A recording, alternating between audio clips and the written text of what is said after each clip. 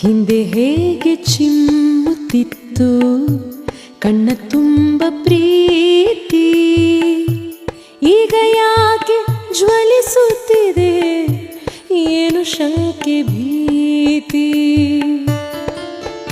ಹಮ್ಮು ಬೆಳೆದು ನಮ್ಮ ಬಾಳು ಆಯ್ತು ಎರಡು ಸೀಳು, ಕೂಡಿಕೊಳ್ಳಲಿ ಮತ್ತೆ ಪ್ರೀತಿ ತಬ್ಬಿಕೊಳ್ಳಲಿ ತೋಳು.